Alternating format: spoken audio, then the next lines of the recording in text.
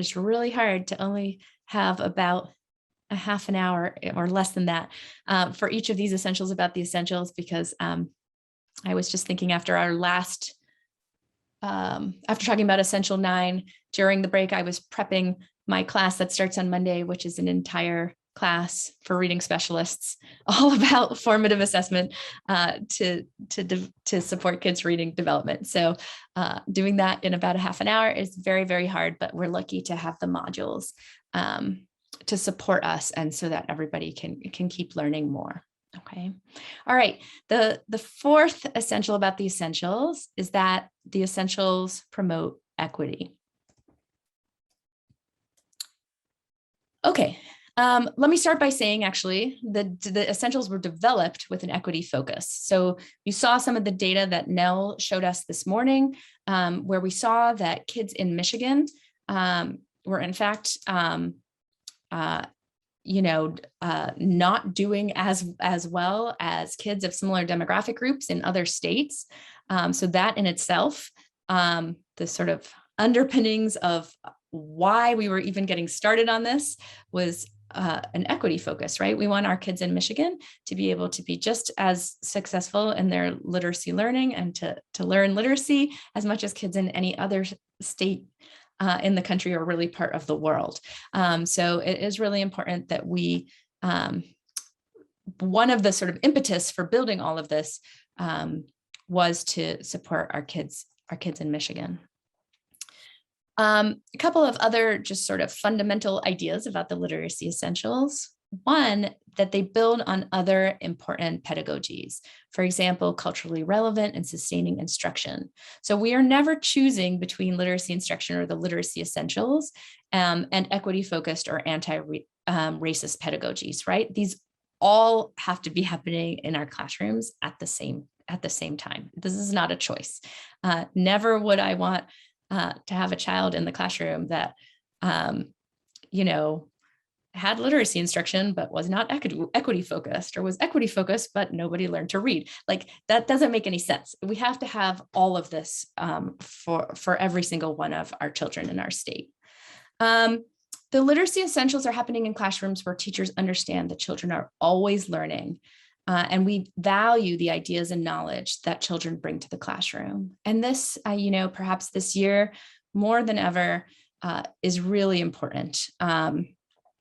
Even if kids were not in, conventional schooling situations over the last year, everybody kept learning. Everybody has wonderful ideas and experiences from their home and community to bring to our classrooms. And that's going to be always really important. And again, not a choice between the essentials and valuing children's ideas and knowledge and home and community experience. Both and, right? Always both and. Okay, the literacy essentials are happening in classrooms where teachers view children as brilliant and capable. And when children find something challenging, it's teachers who do something different. This is a really huge one, and I tried to hit on it a little bit this morning when we talked about what assessment should not be. But in general, right, when we want to support kids in moving from what they already know to what they don't yet know, we should assume that they are going to learn. And if anything is challenging, we've got to try some different ways to support kids learning. Many of I get to work with pre-service teachers who are just learning to be teachers. And when they tell me the kids aren't getting it, I say, well, what are you doing? Right. Of course, that's my first question. And you all are experienced educators, and, we ask ourselves that question. I ask myself that question all the time as a teacher, and also as a writer, right? If someone says they don't understand what I'm writing, then I have to do better in explaining. There are lots of places where the essentials align with and build on practices that have been documented to promote equity. And I just want to point out some of those very specifically today, but I also want to say that I'm only pointing out a few of them today. I actually have another PowerPoint that is much, much longer and really has even more examples of where what it states in the essentials aligns with and builds on practices that promote equity. Okay. So what it says in the essentials in Essential 1 is creates opportunities for children to see themselves as successful readers. And this includes ideas like giving kids that are tasks that are challenging but within reach, and scaffolding tasks to make them achievable. So remember that thing a moment ago about kids are brilliant and capable? Well, one of the ways that we show kids that and we help them to feel that is to give them opportunities to know that they are successful.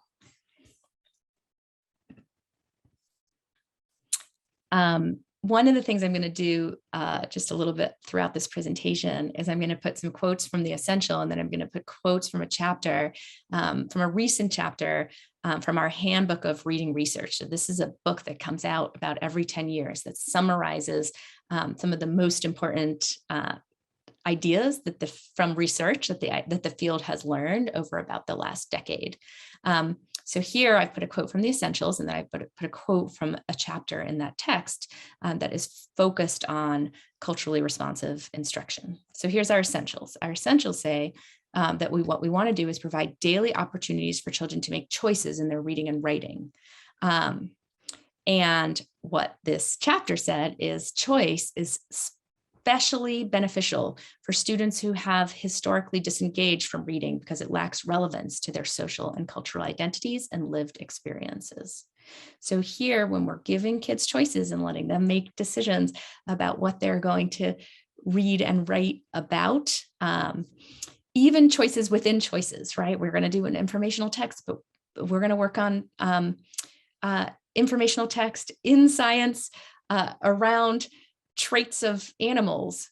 What animal is interesting to you? Anything like that to contribute to what we're learning here is giving kids the opportunities to think about what feels relevant to their experiences and to what is important to them.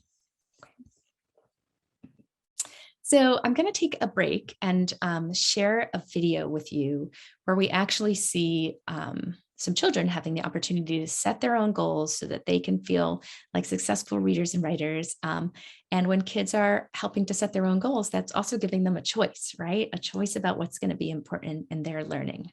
So as you watch this, I think I have some questions for you to think about, and then we'll have a little breakout room time to discuss. So what is this teacher doing to value children's identity and choices? And as a coach, how could you support teachers to help children set meaningful goals and make choices? All right, let's see. I think I am going to reshare here because then I can guarantee that it's going to work. Or not. Just kidding. Let's try it like this.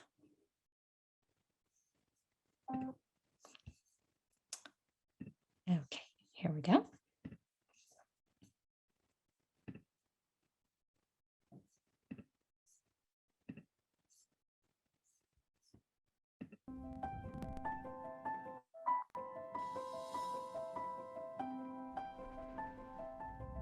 When teachers create opportunities for children to see themselves as successful readers and writers, they foster literacy motivation and engagement within and across lessons.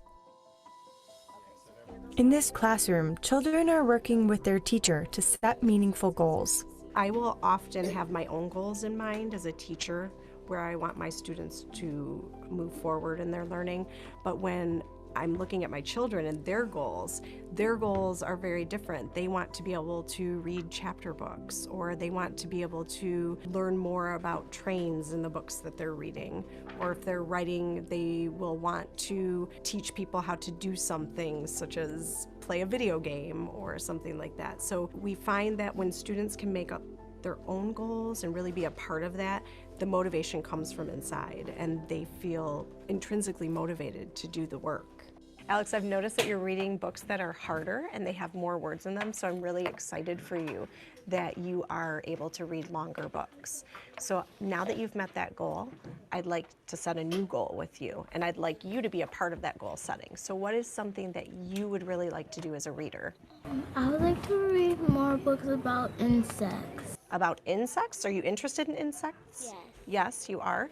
Well, I know that when we're reading books about insects, that some of the words can be very tricky, and the names of the bugs and the different insects can be very hard to say. So I was thinking that one way that we could do that and help you move on as a reader and meet that goal is maybe to listen to some books about insects first, so that we know some of the words that we're going to find in the books that we're reading. When my first graders set really big goals for themselves, it helps them to persevere and to keep trying and working towards that goal. And so my job is to help them find the steps to get there. So if I have first graders who want to read about a topic and the books are very challenging for them, I will often have them do partner reading. We can do shared reading activities or echo reads. They'll even look at some of those books during their dyad groups where they're working together with another student so that they can have exposure to those texts that they're interested in. I will often have them listen to books, whether they're listening to them on an app through our iPads or laptops. They can also listen to books on tape so they can build up the vocabulary of the words that they're going to come across in those texts. Caleb, I am so excited that this whole group is here because every one of you has met your goal.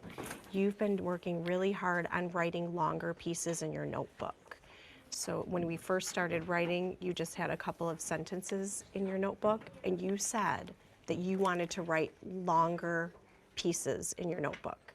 And now when you're writing, I know this one has just started, but your writing goes almost all the way to the bottom of the page, which is so exciting. What do you think your next goal could be to help you move forward as a writer? What would you like to write about? To write like all the way down to like 2 pages in one story. You want to write all the way down to 2 pages in one story? Oh my goodness, that's a very big goal. What do you think we could do to get to that? Like by me practicing like how to write. More practice time? Well, one thing I do to help me get lots of writing on my paper is I do some brainstorming before I write so that I have more than one idea that I'm going to add to either my story or my personal narrative or anything that I'm writing. So I'm thinking that maybe if you start making a list of your ideas before you write, that goal of writing for 2 pages is something that you could definitely do. Do you think that might help you? Okay, so maybe today, what are you writing about? How to play Minecraft. How to play Minecraft. Maybe since you have a nice title here, we could start making a list of all the things you know how to do when you're playing Minecraft, so that when you go to write your piece, you have a lot to say and you can put more writing on your paper. Do you think that would help you meet your goal of having 2 pages? All right, I think so too. Do you want to get started? All right. When I see my students setting goals for themselves and achieving those goals, it makes everything that I do worth it. All of the hard work that we put into seeing the excitement that they get out of meeting their goals and planning their next one, just it comes to life in those moments. Learn more at literacyessentials.org. Okay. So give me one moment.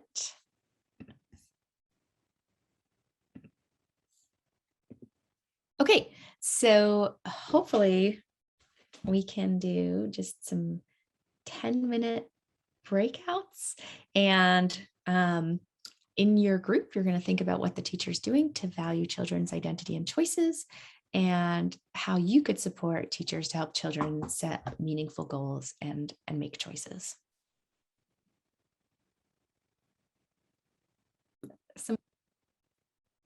Some wonderful conversations. Just a few other connections I want to point out to just emphasize that the essentials promote equity. Okay. and I want to think about Essential 8 for a moment, which focuses on abundant reading materials and reading opportunities in the classroom. And just pointing out that studies have shown that, in fact, exposure to text and opportunities to access texts actually are very different from neighborhood to neighborhood, including that neighborhoods with high economic poverty may actually have much less text or ways for kids to access text in the local communities. So having opportunities for kids to engage with lots of different types of text in our classroom is in fact an important move to supporting equitable learning opportunities for kids. So when we look at Essential 8, this really is focused on making sure that we have lots of reading materials and reading opportunities for children in our classroom. And this is a critical way that we promote equity. I also want to point out in Essential 8 that it actually says books and other materials connected to children's interests that reflect children's background and cultural experiences, including class and child-made books. And here's that chapter again that says shared texts that invite students' sociocultural identity and experiences. So right there, when we're doing that, we are supporting equity while engaging in the essentials. And I want to emphasize this includes thinking about texts that reflect students' linguistic identities. So for example, having dual language books that are in multiple languages, because sometimes we forget about that one as being an important aspect of kids' identities to bring into the classroom.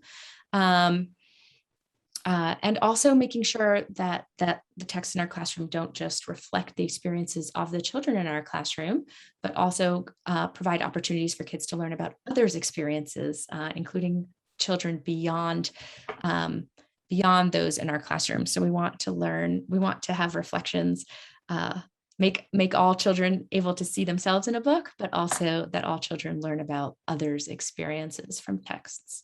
And a really wonderful suggestion is that kids can actually audit the classroom or school library to make sure that there are texts in the classroom that feel like they represent different aspects of the children's identity, and they can make a list of what's not there, right? This is something about myself that's not in the classroom. And you might be really interested in about which aspects of their identity kids pick, right? It might even be like, I really love insects and there's no insects books in the classroom. And that might be surprising, what's important to kids, that they wish that they could see and what they feel represents themselves. Okay. I've been sharing this. I think we said in the introduction that I'm one of the editors of the Reading Teacher now, which is ILA's journal for teachers, and it's definitely for literacy coaches as well. So if you don't have access, definitely join ILA. It's worth the money to get access to this journal.